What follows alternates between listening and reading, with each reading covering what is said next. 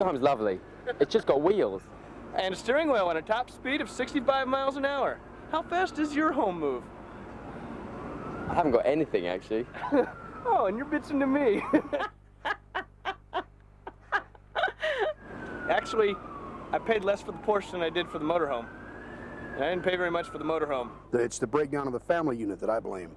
Don't you think you're just like playing out a young rebel fantasy? Is that a problem? Well, no, not with me. Okay. There's a world difference between the reckless abandon that I allowed myself as a youth and what they're going through today. They do not give a damn. That's the truly great thing with America. Hard nuggets of reality can find themselves blithely living next door to the sublimely ludicrous. Take this museum tacked onto the Lone Star Brewery for an example of typical Texana. Bet you even Bob would find its eclectic collection inspiring. Okay, hanging above your head are 4,000 antlers weighing 2 tons, and every one, like I was telling you, is worth a shot of whiskey or beer. I mean, some people might call that kind of gross. The story goes the original bar owner used to accept buckhorns as payment for shots of whiskey.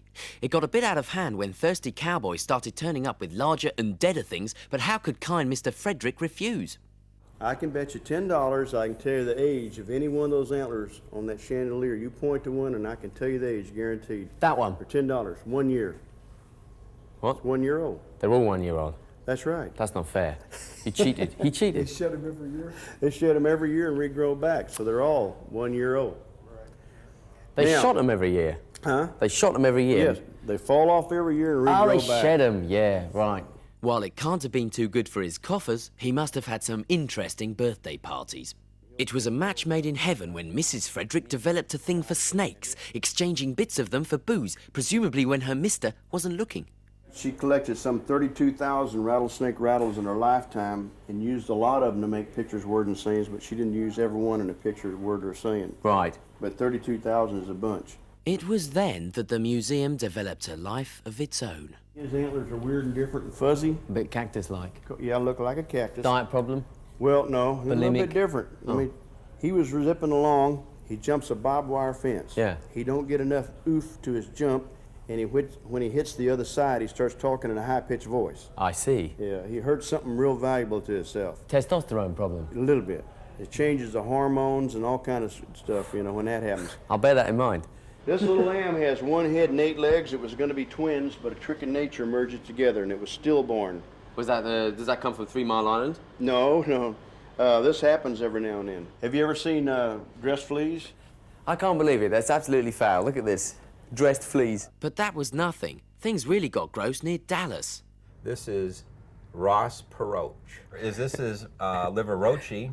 Here's our representation of Elvis Roachley, Marilyn Monroe. And people send them to you in the post? Mm-hmm.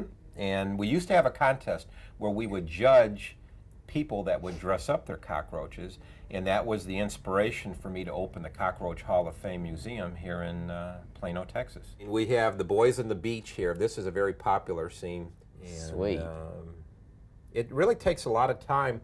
The person that did this was made in Florida, and he sent it up here. It really takes a lot of time to... Why would someone do that? Do you think he was just sitting on the beach for 3 years and had nothing to do? I mean... Well, again, for $1,000, that's what the gentleman won. He won $1,000 for this particular display. This was a den. It was made by a woman, and representing a notorious case here where the wife cut off the husband's... Bobbit. Bobbit, and she bobbed him good. So someone thought of this, and they made it into a cockroach display. Ouch. In a country that collects fossilized fingers, fungal antlers and clothed cockroaches, hitting the open road sooner rather than later are doctor's orders.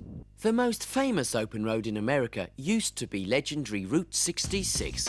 Driving through the States, you still bump into bits of it and some of the original shops and motels, but generally speaking, kicks are harder to find now.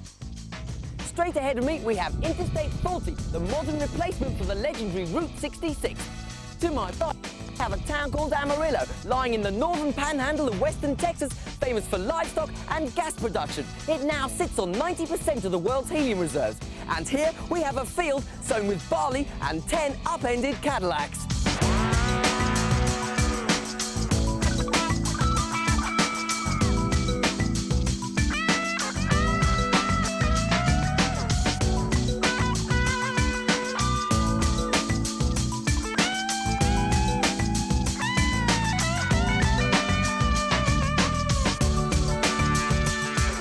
so why not write ours?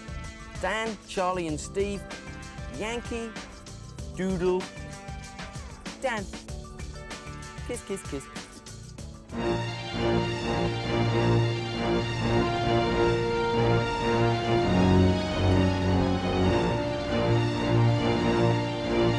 Financially a bit of a rip-off, cowboy dinners and chuck wagon breakfasts, as they're known, are neat little sidelines for ranchers in the latter-day Wild West.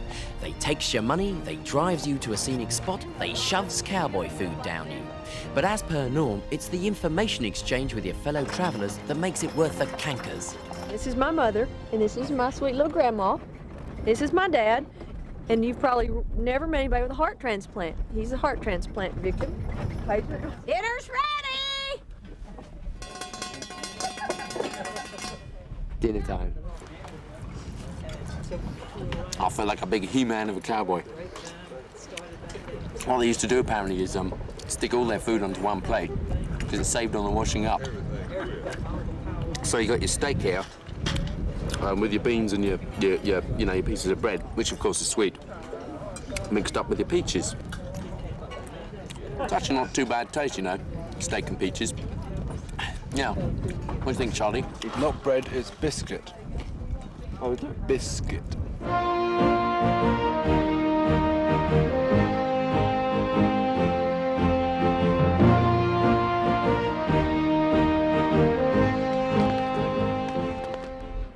What do you want to do when you grow up? Be a cowboy, I guess. You like bull's testicles? Real cowboys used to eat calf fries. Do you like them fried a lot so you can't taste them? Well, everybody fries them. Yeah, but a bull's, you know. Well, people eat bull's guts and stuff. Not much difference, huh? No, I don't think so. It's a psychological thing, I think, really. It was with us last night, anyway, at the big Texan restaurant. I'm sorry, I'm just not eating this. This is buffalo gonad, and I'm not having it. Sorry. No! I just don't believe it. Have a gonad, come on, have a gonad. Sweet.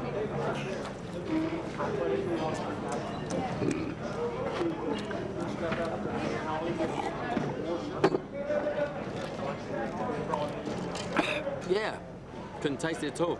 We thought we'd make you eat one on camera. Oh, please, go on. Please, go on. Why not? You serve them. They must be good. Prove how good they are. You really want me to? Yes, go on. Hey, Rudy's gonna eat it. Go on, sorry. Go on, Rudy. Just a little bite. Yeah, just a little bite. Oh, shoot. You never know. What does it taste like? What do you think it tastes like? Chicken gizzard. Chicken gizzard. Do you eat chicken gizzard as a rule? It's different. It's the bull's gonads that got to us a bit. Chip chucking, dung bunging. Okay. Can I put my hat down? All right. Oh, no. Okay. Wind up. Hey, I won! You won! Thank you very much. Thank you. Your whole company. Thank you very much. Thank you very much. Yes. Dung bungers. Yes. What does this say? It's a poster. I'll show you what's here. It's got dung on it, hasn't it? I'm 42 years old, and this is the most exciting thing that's ever happened to me. You bunged some dung there, didn't you? That's right. You really bunged some dung. See my hands? Well, apparently, if you got rid of dung beetles in India, you'd be knee-deep in dung within about 1 month. Because they bury it. They bury it, they roll it up, they bury it, and then what do they do with it? Eat it, or? They just use it for a home. You know what? I think you're going to get in your pants. Not that way, Don.